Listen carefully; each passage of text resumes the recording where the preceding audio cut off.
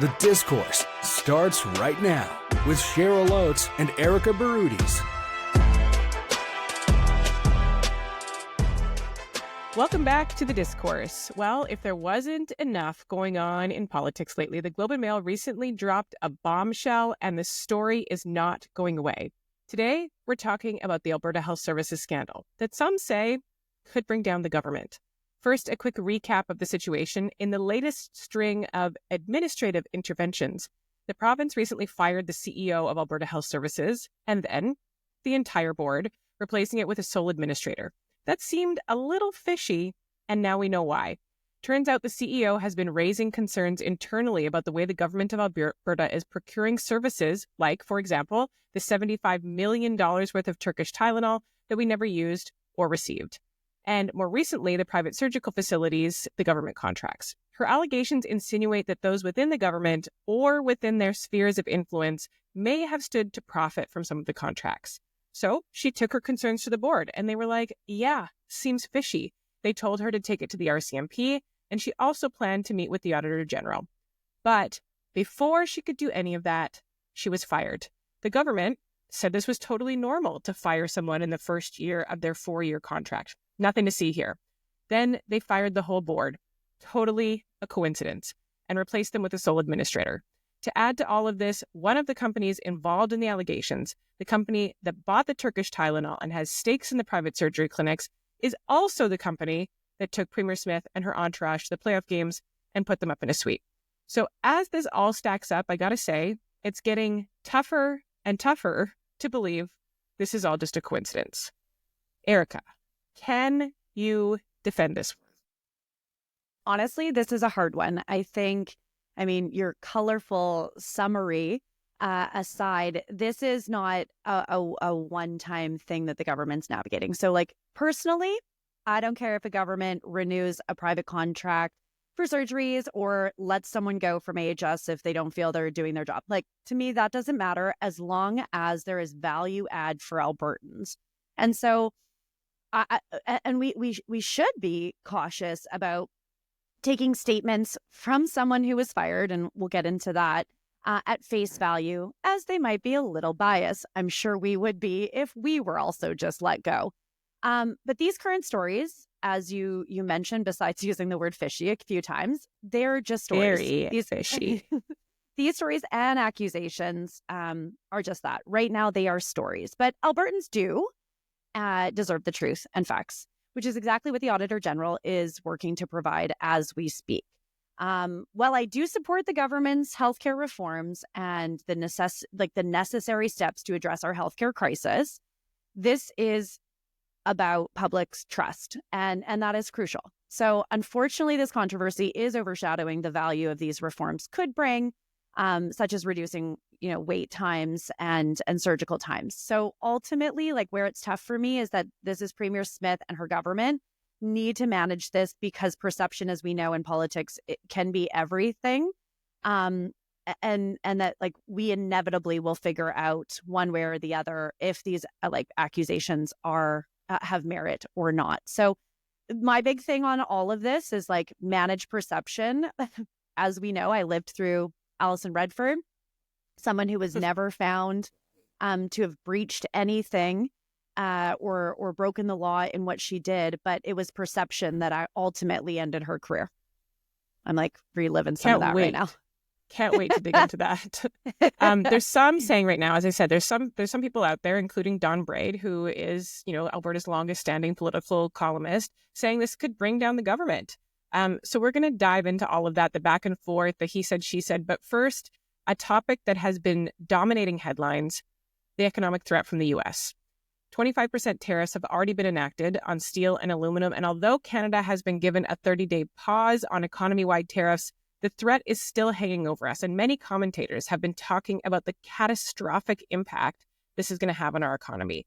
But we wanted to dig a bit deeper into what this means here at home in Alberta. So we are halfway through the pause now, and companies across the sector are bracing themselves for what could be a massive hit to their businesses. Joining us today is Bianca Parsons to break down what these tariffs could mean for food producers here at home. So Bianca is the executive director of the Alberta Food Producers Association, AFPA, which also manages the Made in Alberta brand and accounts. So welcome, Bianca, to the discourse. Good morning. Thank you. Hi, Bianca. The first thing I just wanted to jump into, because I think there's a lot of people who are just living their normal lives. They don't necessarily work in a trade exposed industry, and they hear economic threat, Trump bad, but they don't necessarily understand what does it mean for businesses in my community and what does it mean for me as a consumer. So I thought that would be a good place to start. Yeah, we've seen this before. I know I don't love the phrase Trump 1.0, Trump 2.0. It kind of drives me a little bit crazy, but we saw this before and we know how to handle this. It's not the easiest person probably to negotiate with. I fully understand that, but we need to prepare ourselves with certain ways here in Canada. So how is it going to affect when you're going to the grocery store is, I guess, the easiest way. But what I could say is when I saw this the first time, if you were out shopping, we saw tariffs on a washing machine. We never saw tariffs on a dryer. But did dryer prices change? 100%. Because we saw that the retailers saw when you were going shopping, what do you need? You need a washing machine and you need a dryer. So I want to be cognizant that when we see all these lists popping around, when people are like, oh, my product is on the list, my product is not on the list that I fall in love with, we have to be aware of the entire ecosystem. Because if orange juice gets tariffed, there's a good opportunity tomato juice is just going to be behind. So what we think is that our food pricings will go up by a minimum of 25%. And you're saying that's across the board? Yeah, because I think that retailers are smart, and this is and the economy is the economy. And I'm not going to tell a retailer how to do their job. I'll tell them how I wish they did their job. And I would love to see them be able to say, you know what, let's keep those Canadian products that don't need to be tariffed at a low price. But just to explain to the consumer, if I'm a producer or processor of alcohol or food, I sell my product to the retailer. They then sell it at a price. So I don't get to control that original price.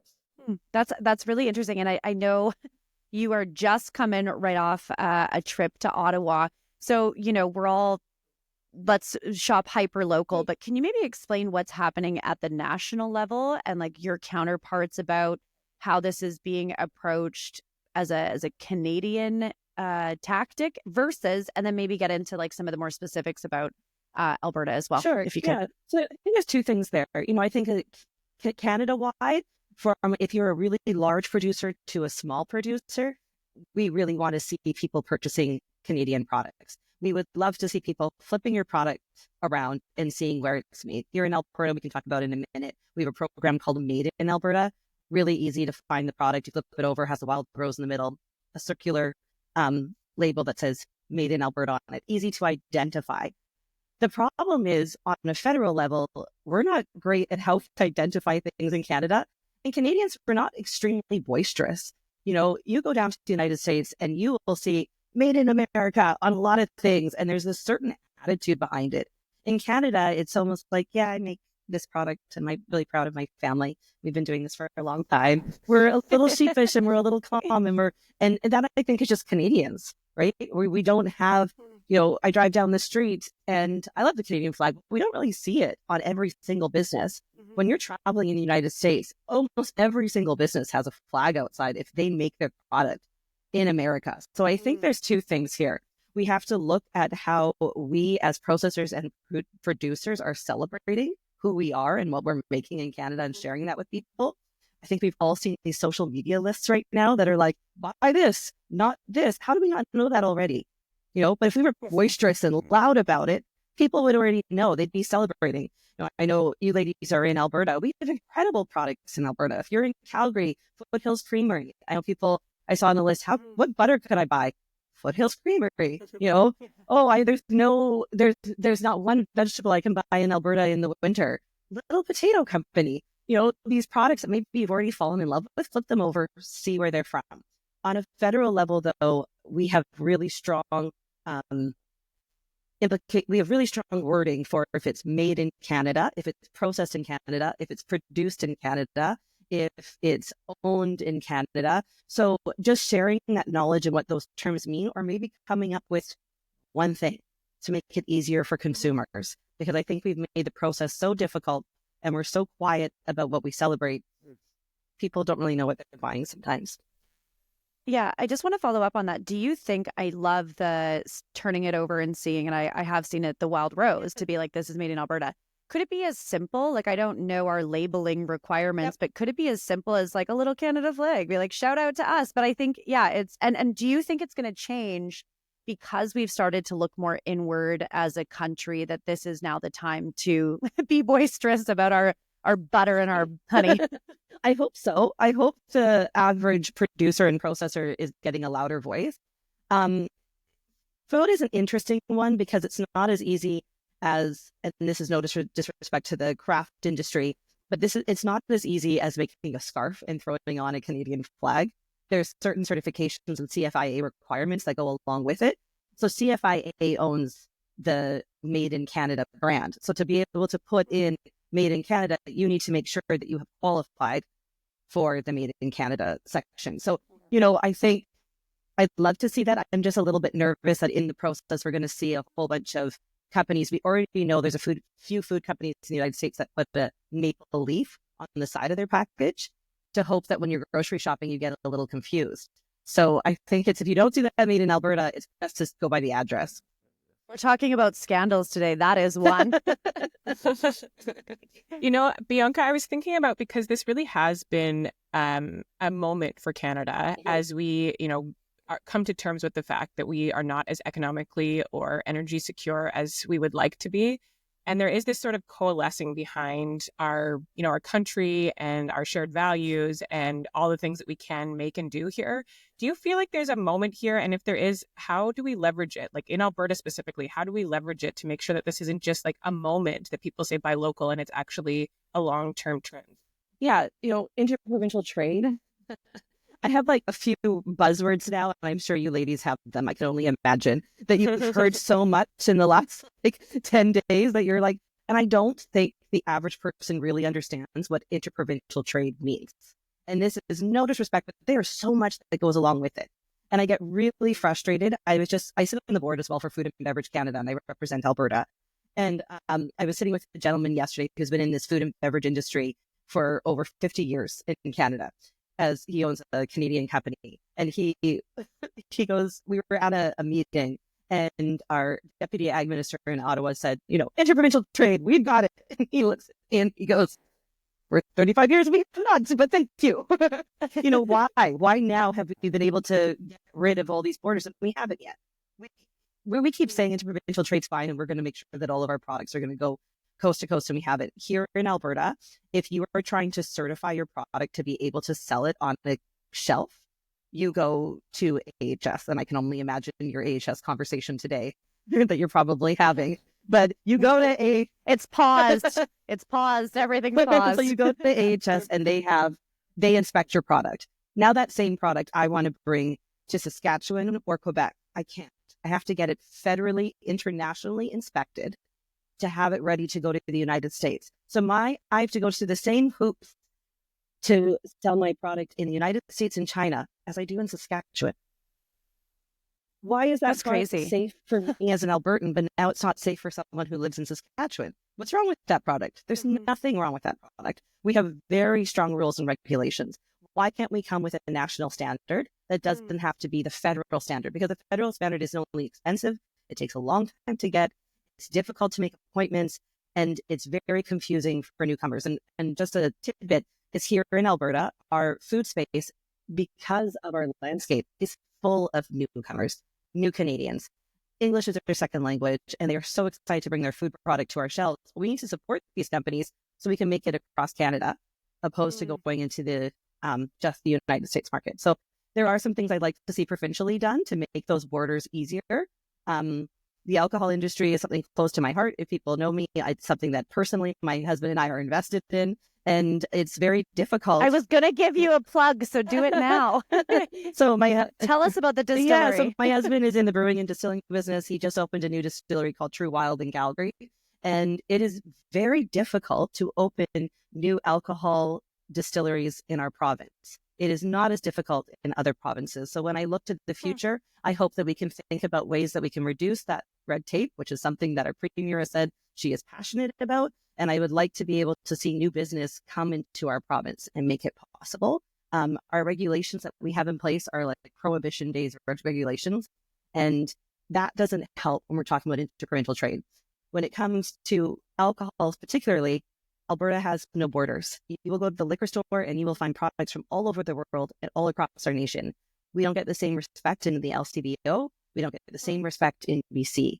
I was very impressed with the new BC wine decision between Alberta and BC. They found a way for both parties to leave and make a little bit of tax money, and that's what they were trying to do. Why can't we do that on a federal level? Are there other... Oh, sorry. Go ahead. No, Erica. you go, sir. You go, Cheryl. I was just going to say, I think a lot of when we think about the economic threat that is currently in front of us, a lot of the thinking has been like really long term. Like, let's build energy corridors. We're going to, not this product specifically, but, those are long term goals to deal with a really immediate problem. Are there things as it relates to your industry that we can do right now to make things better now, but also for the long term? I totally agree with you. One of the conversations that I was having was with the Chamber of Commerce federally and provincial, and it's always access to capital for these small businesses so that they can become more sustainable was the conversation a few months ago. Sustainability, in my opinion, is off the table for when we speak about it as a green initiative, and sustainability as a financial initiative is what we need to look at. This is not creating a great market. It's not creating a great market for investment. And we need to show the rest of the world that Canada is still an incredible place to invest in. So I think that is where we go back to that made in Alberta and that made in Canada, that if we're showing that consumers are still purchasing these products and these products are viable and they're great and they're loved, then we're going to see that international and provincial finances go more into our economy. And it's just how a circular economy works, right? I'm more local. The money sticks around. I know I got a little guy that plays soccer. I know that there's no company from Texas that makes bread that's sponsoring his soccer team. But, we have great companies like Chimo Pierogi, Sunrise Bakery in Alberta that give a lot back and are incredibly philanthropic. And so that's why we have to just show that local investment. I would say when you said there, I really appreciate, Cheryl, when you said that, those long-term goals, and maybe they're just a little too big. And I'm hearing just way too often of people say, oh, well, what about innovation? That's great. And I can go to a local bakery, but think of your local bakery ladies like maybe your grandmother. When you walk in to these huge institutional bakeries in our province, a lot of the equipment's like that mixer that everyone had in the corner that was like 80 years old and is passed down from generation to generation on these huge scale levels. It's the same thing. They have mixers from they always say, oh, Bianca, that's my homeland mixer. So I think it's great that if you want to say, hey, let's get more innovative, but that is a very long-term solution. That takes a lot of capital. That takes rejigging your entire system. I'm okay if you want to use your old mixer. I would just like to give you an opportunity to become viable in this market. Yeah. And I want to dig a little bit, kind of going back to where you think Alberta has some opportunity right now. You talked about some of the red tape. And we'll look forward to hearing what Minister Nally has to say about that. But what else are you looking for from the government in partnership? I know before we aired, you were talking about what some of the other provinces are doing that you hope maybe Alberta will adopt. Yeah. So can you maybe share for our listeners? Because again, the challenge we have in Canada is everyone does it a little bit differently because we have that autonomy, but sometimes we should maybe just take some best practices from our neighbors. 100%. If we can streamline inspections, if we can harmonize some of these regulations, beautiful. We don't know yet. I think we've heard very clearly our province's position on oil and gas. We haven't heard our provincial position on buying local. And we've heard that in other provinces. We've had the opportunity to really hear premiers and ministers in Manitoba, in Saskatchewan, in BC, even Doug Ford on the campaign trail, really saying how important it is to buy local. Quebec is investing a lot of money right now into changing your inputs. So making sure that all the ingredients that you are putting into your product is Canadian made or locally made. So they're creating a new infrastructure and investing more into an infrastructure to make that more possible, same with Atlantic Canada. We haven't heard from our provincial government right now. We do know that the budget is coming up. They created the Made in Alberta program, but what happens next with that program? How is it financially sustainable? Is it absolutely what does that look like in this new climate? How can we make that more exciting for consumers? So we're kind of waiting, and as everyone is, I know, for the budget, it's such a time in our province. I know the budget was already created, but what does that look like? Is there something extra that we can add at this time to make it possible for consumers to be able to buy made in Alberta products and be able to easily access made in Alberta products, and for the producer. If we go down the inputs channel just for 1 second here, the reason inputs are so important is when we talk about federally about a counter tariff or about, doing a tariff from Canada on, it's usually on ingredients. And that makes me nervous. We don't grow hops in Alberta. And an area that is tricky is we also don't have tin here. So when you talk about tin cans, that's really tricky. Mm-hmm. And not to get too off topic, but the tin cans for me are a big fear. We can a lot of vegetables and fruit in Alberta because of our growing season, but who use tin can products the most? People who are economically not able to buy fresh. So I'm worried about what this long-term effects will have on our food banks and those that are that choose these products on a regular basis. How will this affect their bottom line? They don't usually have other options. I think this is it's so interesting because, like you said, the government's come out talking about oil and gas. We all have some relation to that, but I'm so surprised about, and maybe not, but the impacts that it has in everyday life. The washer dryer is going to resonate with me forever. Before we let you go, can we maybe just talk about supply chain and what we're seeing from that with tariffs and how that might impact the food producing industry and getting both those the tin coming to Alberta, but also exporting some of our great products. Yeah. So when we look at supply chain, I think you're bang on there. It's how are we integrated? And the food system is so integrated. We have Alberta food processors that have now purchased their own trucking companies because they're so worried about how their product is going to be able to survive this map to and from. We've also seen Alberta food processors look at maybe getting American locations because they're so worried about how the tariffs would impact them. We know that some of our companies already that are on the really large scale are obviously more invested and they have but they are maybe more integrated already into the American market. So they have a location in the United States. But supply chain hits us hard. And the way I'd love to explain this is I think you hear so often in our modern media conversations about the car. And it's do not hurt Ontario. I feel like Ontario is the loudest of all of us. And I don't want to become Ontario or Quebec, but I want to take a little bit of their spice to add into our conversations out here. But we hear all the time this analogy of the car. How many times does that car go back and forth before it is finally created? And what I'd love to tell your listeners is when we think of supply chain, think of a cake. We grow the wheat, we mill the wheat somewhere else. The wheat comes back as flour. We've got incredible Rogers sugar here down in Tabor, which is a beet sugar. But if people are using beet sugar to make that cake, then where's that sugar cane coming from? Where is it processed? And if you think of every ingredient in your cake, finally, when you have that cake, we're worse than a car. It has gone back and forth so many times. What ends up happening to that final one. So that's the supply chain problem, is that in the end, we're not talking about a 25% tariff. If there's a 25% tariff on every single ingredient, and we haven't even talked about packaging or distribution, what's our final price? Bianca, just before we let you go here, if I'm a consumer, if I'm just, I'm not involved in this, I'm not working in a trade exposed industry, if I'm just a person grocery shopping, is there a resource out there for me right now where I can get more information about what I should be buying if I'm trying to support my local economy? 100%. So Made in Alberta has a website, madeinalberta.co. We're going to definitely change that to CA now, but .co. And there you can go and you can find what's made here locally.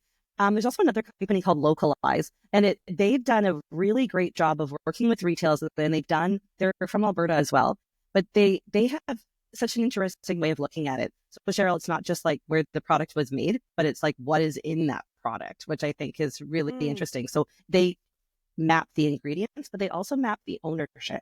So, I'm sure we saw those social media lists, which I mentioned before, but there's some companies that are owned by Canadians. Maybe we should give them a little bit of extra love, even if they had to make it somewhere else.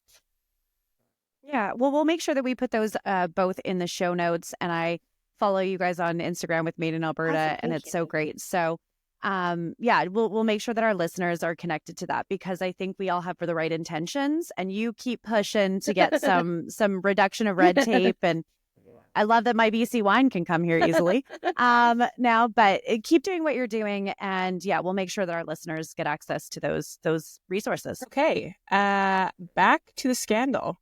And like, I want to go through this step by step because as I dig into the details, I think the more information you have, the more appalling this whole, I don't even know what to call it, this whole debacle gets. Let's just start with what Premier Smith has said about this, because she released a statement this week where she called on the Auditor General to basically expedite this process, saying, this Albertans need clarity. And one line really stood out to me where she said, as Premier, I was not involved in any wrongdoing. Any insinuation to the contrary is false, baseless, and defamatory. And this stands out to me because the idea that Danielle Smith knew nothing of any of this is crazy to me. Like the idea that they fired the head of let's just start with the CEO, even though there's many other things. They fired the head of Alberta Health Services. Danielle Smith obviously knew that was happening. Did she not ask any questions about why this was happening? But the Premier, having sat in that office with a previous Premier, the Premier knows this stuff. Like, you can't pretend you don't know this stuff. And if you do, you're not even doing the most basic of due diligence. But I think the key word here is not involved in any wrongdoings. I don't think firing the head of AHS, if they're not meeting the mandate in which they were given, is a wrongdoing. You might disagree with the decision. And I do want to back it up a little bit. I think that there is some challenges on how we got to the place we did. In a segment of what would Erica do, I want to highlight one thing because I do think that it wasn't really setting Athana up for success.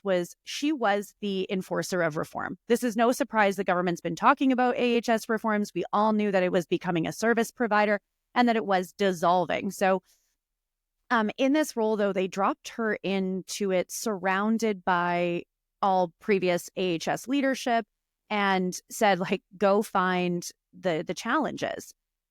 Well, let's look at it. If you're looking for change management and I'm sitting at a table with all these people that have to point the finger at themselves on being wasteful and owning those decisions, you're not going to get a lot. So I'm sure it was frustrating for her, but I also think that she made reforms. She did all of these things.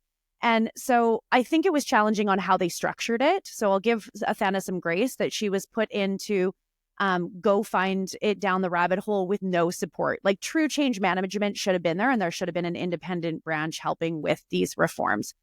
I think what the Premier was saying, which was, I didn't do any wrongdoings, meaning I didn't breach any ethical questions or I personally didn't interfere, etc. She makes that statement quite clear. And I don't think she did wrongdoings. And there is a process. I will say that the Auditor General should be doing his job. We all want this to be clear and reinstate trust or expose any mishaps or any breaches.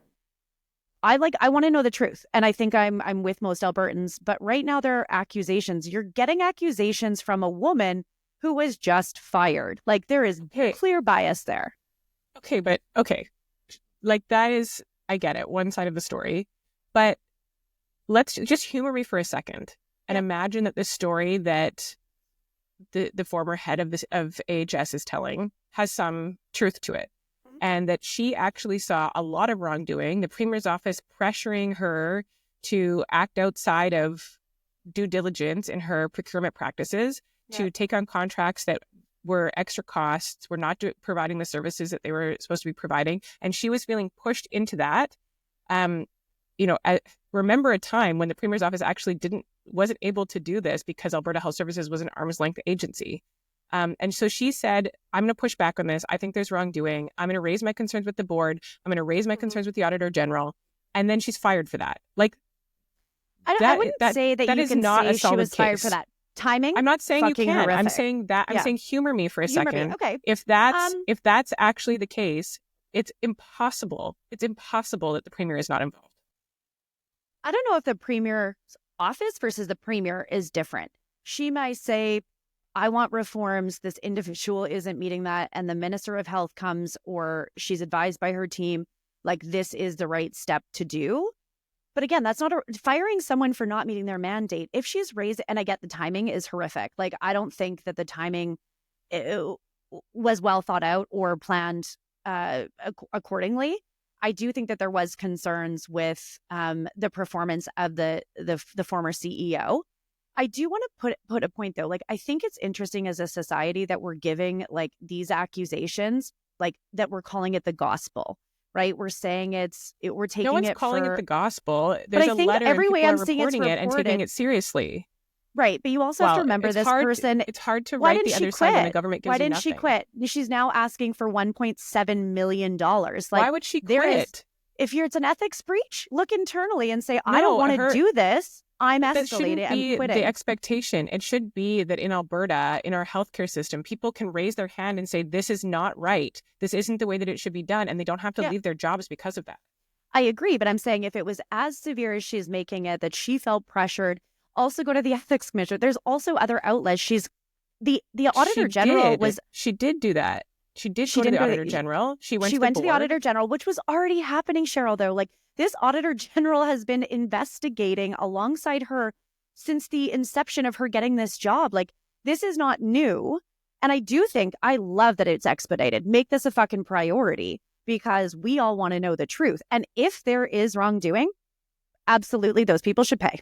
I have no problem with that. So let's say all of her allegations about are true. I believe that if you didn't approach it in the right way, then there should be consequences for those actions. So I'll entertain it. If she is completely right and there is evidence of that, then the auditor general finds that.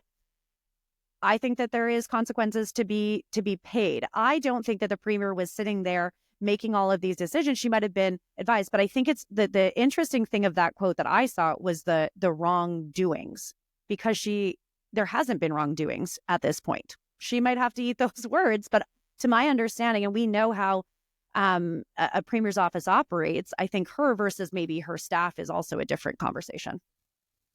Well, and that's the thing. It's like the government has said so little about this.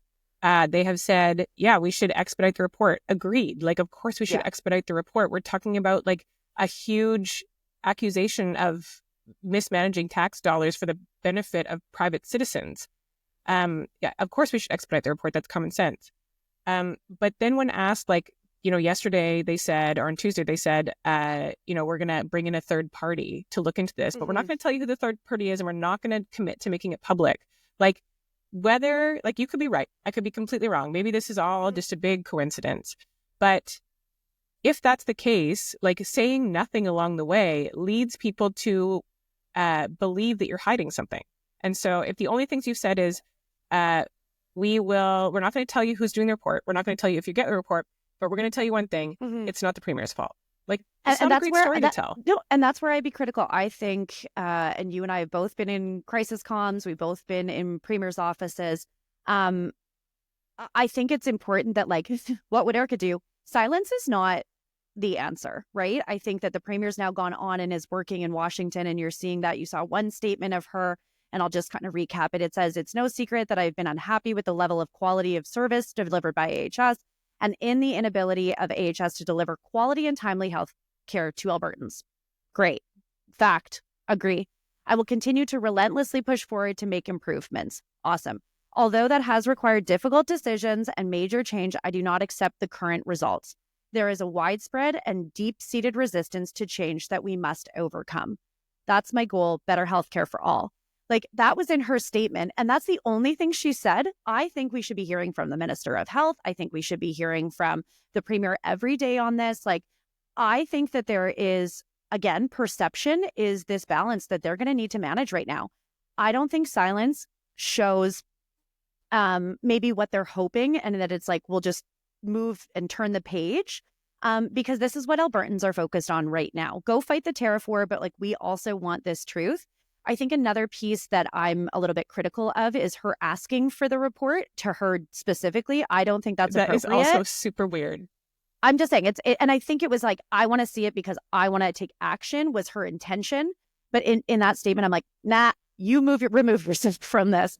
And so I do think that it was another miss in that statement. I don't think that it was trying to be like aggressive of like a gas from her tone, but I don't think that hit the mark, and now they've not addressed it. And I don't think people like quietness. I don't think it helps your narrative. Like they should be talking about why it was fired. Like have at her.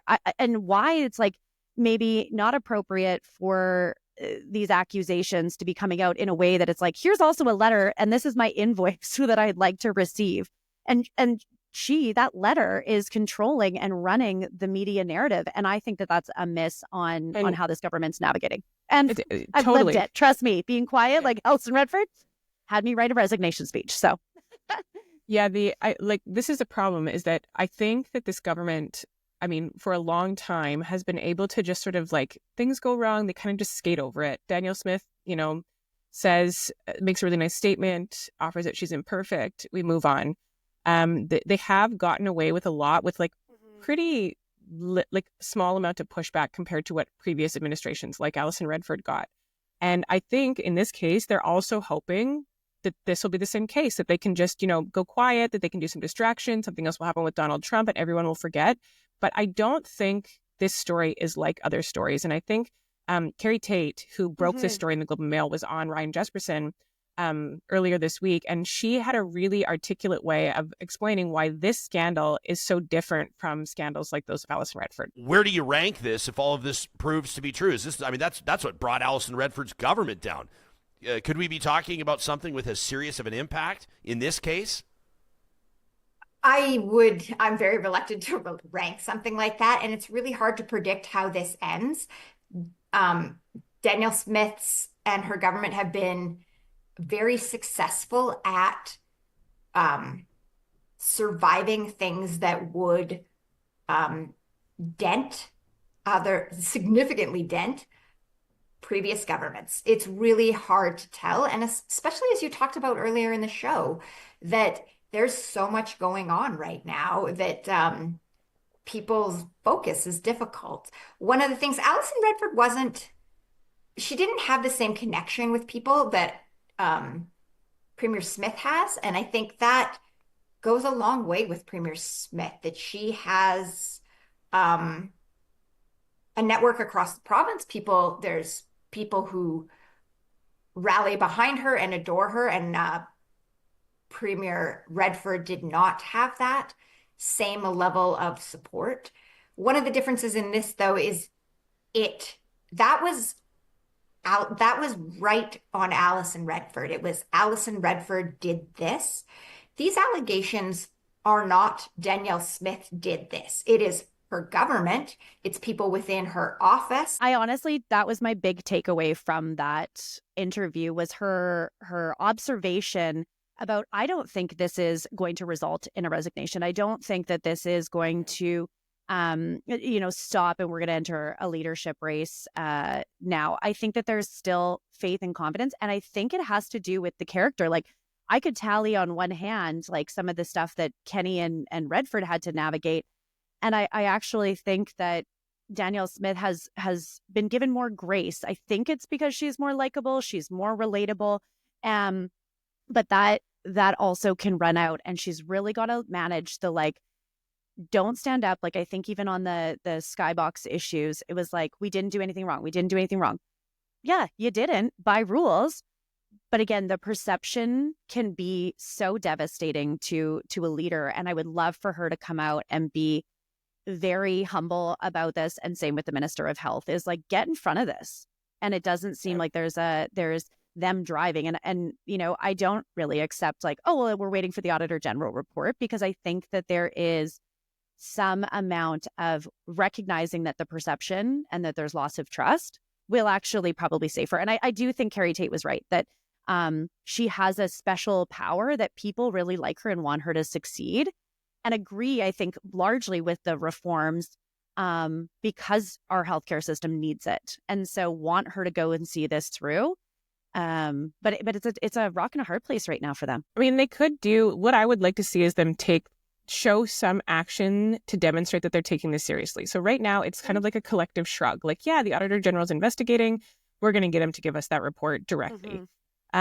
when we look at what the accusations are, and when we look at what the public currently, the feedback so far on those accusations, the government can do so much more. Like right now, we're talking about the entire procurement processes for Alberta Health Services being corrupt, like literally corrupt. We're talking about people being on the inside there's allegations that there's someone working for Alberta Health Services at the same time that they're working for the companies that Alberta Health Services is procuring. I'm not saying that's accurate, but I'm saying the allegation has been raised. Mm-hmm. And so if you want to hold on to any public trust, stop procurement.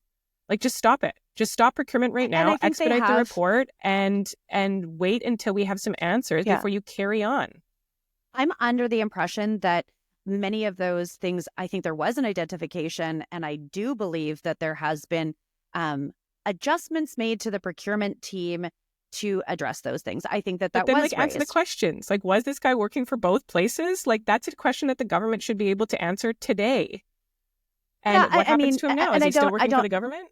Yeah, and I think that those will come out in the report. So I do think that there is an answer. I think that might open up a floodgate of either legal questions or something like that, like speaking before the auditor's report. I do think that is an answer that people are looking for. I also am under the impression that, like, when you look at these contracts that have been re-signed, those are renewals for a period of time. I think the minister mentioned, it's a short-term 6-month contract to continue the wheels, but they're not doing a lot of procurement from my understanding because Athana recommended, like, let's slow down and do this right. So I do think that there's some things happening in the government that maybe they're not at liberty to share or want to share. I think telling more is better in this state, but again, I'm not there and understanding the full scope of what's going on or what is the strategy of maybe not releasing some of that information now. And I mean, here's the thing. You're right that Smith has built up a ton of political capital, especially recently. I think her, diplomatic efforts have made people who even aren't her supporters give her a little bit of credit, myself being one of them. Mm-hmm. But stuff like this, especially if you let it drag on, especially if you don't take accountability, especially if the public thinks you're actively lying to them, like, this will eventually eat away at that political capital. It will eventually eat away at that public trust. And, like, do I think Danielle Smith is going to have to resign over this? I absolutely do not. But mm-hmm. she's been riding quite a high, and this is a huge bump in the road for her. Like, yeah. I mean, people today are not reading the news thinking fondly of Danielle Smith. And it's unfortunate, like, when we look at political highs, like, I'm sure that office was like, man, polling is going to be so good for pro-Alberta, pro-Canada, her being the trailblazer going down. Like, 2025 was off to a great start politically for Premier Smith. And you're right. I think that it's like, it doesn't necessarily bump up her ability to do anything that's not agreed or appreciated by the public. But this is very much night and day from, I think, the perception that people were having for her a couple weeks ago. And again, that's where I think that there needs to be some more proactive clarity and transparency, especially Conservatives. We don't like to feel like we're lied to. If it ever happens, we get rid of our leaders. Again, I don't think that is the case with Premier Smith. I think there's a lot of support for her. But again, perception is a lot. I want to come to your buddy Nenshi, and, like, we've talked the last few episodes about, like, where is Nenshi? Why is he not talking? Mm-hmm. He did come out, and I don't really feel like it hit the right note, but let's play a clip about him coming out and calling on for an RCMP investigation. So this is what I'm calling for today. The leader of His Majesty's Loyal Opposition, Christina Gray, will be writing to ask for 3 investigations by the RCMP, by the Auditor General, and by the Ethics Commissioner. And I am calling for a judicial-led public inquiry into this matter. At the same time, it's very clear to me that the Premier, the Minister of Health, the Minister of Mental Health and Addiction, and all named employees in these allegations must step aside. They cannot operate in this role while they are under the shadow of potential RCMP criminal investigation until this work is done. Now listen, that is a lot for me to say. It's not normally the kinds of thing that I would jump to. I'm not a very hot-headed guy. But I truly believe that while these investigations are going on, we must rebuild the confidence of Albertans in this government. I mean, every opposition party ever wants to be able to say, I'm calling in the big guns, I'm calling in the investigators, I'm calling in the RCMP. But the tactic is always to do this when it makes sense the most, because you can't call in the RCMP every time there's an investigation. And I think you have questions about whether this is the right moment. Yeah, I'm definitely like, is this a cry wolf moment? Like, to me, and again, this is inside baseball. You and I have been there, understanding, like, it shows me his kind of like lack of knowing how the system works, like how to go through the process, how to, like, Auditor General fucking scream and shout about that happening and that it needs to be, removed from political interference of anything. The Premier needs to recuse herself, and the Health Minister to let this do just. It was kind of like a Hail Mary or like a cry wolf moment for him to escalate it to RCMP. To me, it shows that maybe he doesn't understand the process. Like, if the Auditor General finds things, then it would move on. But he was just like, look at me. I also think it's a little bit hypocritical where a week ago, he is standing right beside the man who in history has the most scandals and I think has been the most questionable ethical person in our country's history, Justin Trudeau, where he's like, I'm going to call on this. I think it's absurd. Like, it's like, yeah, ethically, I think, like, I want you to answer how he can go and be like, Smith is horrible, but I'm going to go hang out with this guy. He went to the economic forum where they had the panel talking about Canada's response to economic threat and tariffs. He's been longtime friends with Justin Trudeau. What would you like the RCMP to investigate about Justin Trudeau? Well, no, I'm just saying, it's when you look at like criticizing someone's ethics, and then he goes and hangs out with frickin'. You're defending it because you know it's fucking wrong, and you know that it appears I don't. I completely, that it's like he says it's okay disagree. with someone. You think that him socializing and working with Justin Trudeau and being buddies and being okay with how he has SNC Lavalin, how he's basically that like was investigated. Been a feminist. It still found like that there's lots of concerns about it. Okay. He has been given sole source contracts during COVID to all of his friends. You can't. Well, this is I like think a it's important to look thing. at like how Something's Nenchi's navigating this too. Okay, no, but I think it's like how is navigating this. He like keeps some fucked up company with people that are scandals, and then he's calling for an RCMP investigation, which is like Colin Wolfe when he should just say, "I want the process to happen." So I know you don't like him. I know you don't like Justin Trudeau, but here's the current situation. He is currently the Prime Minister of Canada, and he held a meeting in Toronto where he invited business leaders and political leaders from across the country to come and listen to what the current threat is from the economic state, what the current threat is from the United States, and how Canada is positioning itself to deal with that. That is a perfectly fine meeting for Naheed Nenshi to attend, and he should have been there. And I'm glad he's not a business leader, and he's the opposition leader. Like, where I didn't see any, to my knowledge, opposition leaders. But what's wrong with him being there? Well, what is he an expert in? He's the former mayor, and he's not a business person. But why was he invited? Okay, anyways, I'm not talking just about that. Okay, your problem isn't with Justin Trudeau. Your problem is that Naheed Nenshi was invited. No, I think whatever. Like, sure. I think it's stupid that he's invited because, like, what the fuck is he going to do about it? Besides use it as ammo against Smith, and scream and shout. But I think the interesting thing is, like, he doesn't call on Justin Trudeau on his lack of ethics. And then he's super critical of Smith. There's no case in front of the public right now for Justin Trudeau's ethics. There's nothing not on all the soul sourcing that he did to all of his friends during COVID and continues. Okay. This comes out every week. This is actually an irrelevant piece of the conversation. So back to Danielle Smith. So I think it's good to show the characters. Sure, but like allegations that are in front of the province right now, I think it's a show of the character of Naheed Nenshi that he held. Can I say something? Escalation of RCMP. No. I think it's a demonstration of who Naheed Nenshi is. Like, he's talking from both sides of his mouth of what's okay. I think it's great that he is calling on the RCMP to investigate. I think this is an absolute perfect moment to call on the RCMP to investigate. The board, the process. When the CEO of Alberta Health Services took her findings to the AHS board, they also said, you should go to the RCMP with these allegations. We're talking about the government manipulating contracts for the personal gain of people on the inside. That's criminal. That is criminal, Erica. Of course it should go to the RCMP. Allegations those are accusations at this point, though, But that's Cheryl. You what and the I both know the RCMP process. investigates. It goes to the Auditor General to discuss and find if that is criminal. These are You allegations. can go to the RCMP It whenever you doesn't want. escalate. And there's been complaints and the RCMP haven't fucking showed up. So if they show up, great. But like, I think he was trying to make news for himself. I think he's playing very political, and I would give credit where credit is deserved, but it's showing to me he doesn't understand the process. Call on the Auditor General and then say it should go to RCMP investigation. Should that happen? He just like went for the thing. And you and I both know that that's not how the process works. So to me, it shows that he doesn't understand the system. But it doesn't. It shows that he's like weak as an opposition leader, not understanding the legislative framework.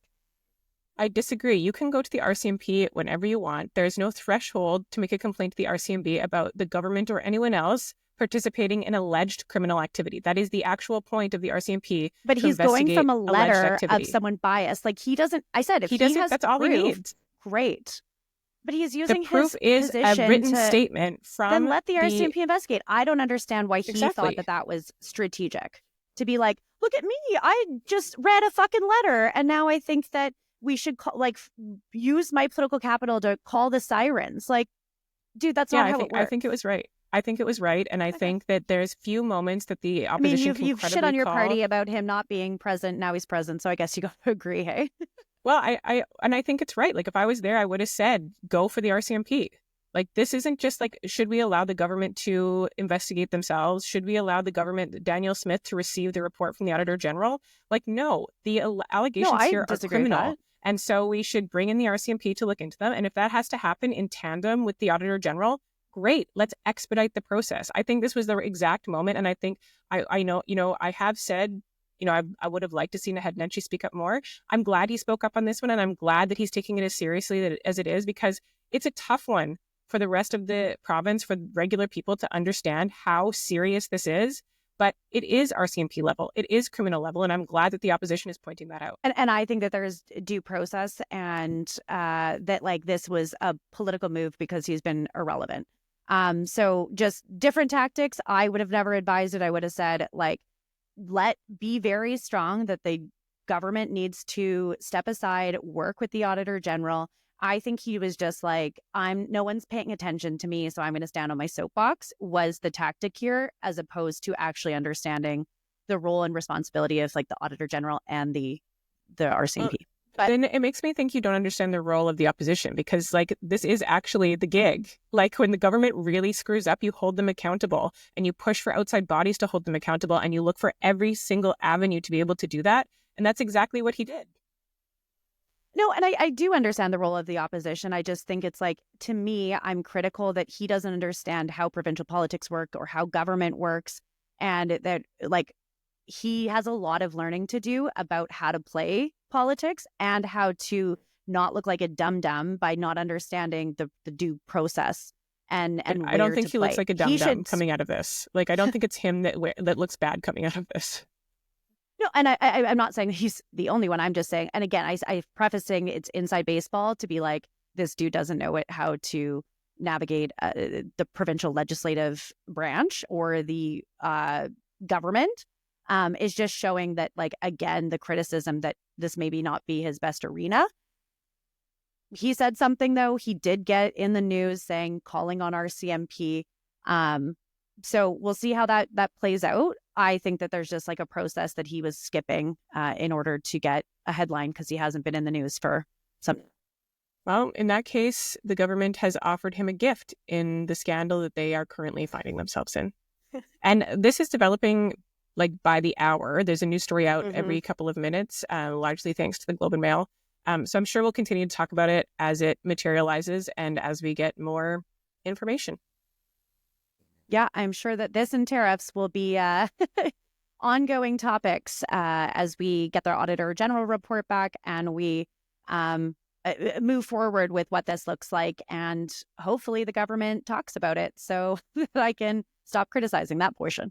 But that's our show. That is another episode. New episodes drop every Thursday morning at 5 a.m. So set your alarms and don't forget to follow us on X, Instagram, and TikTok. Yeah, we will see you all next week. But in the meantime, if you haven't already, like and subscribe on YouTube or wherever you get your podcasts. The Discourse is hosted by Cheryl Oates and Erica Barudis. Follow on Instagram at The Discourse Pod.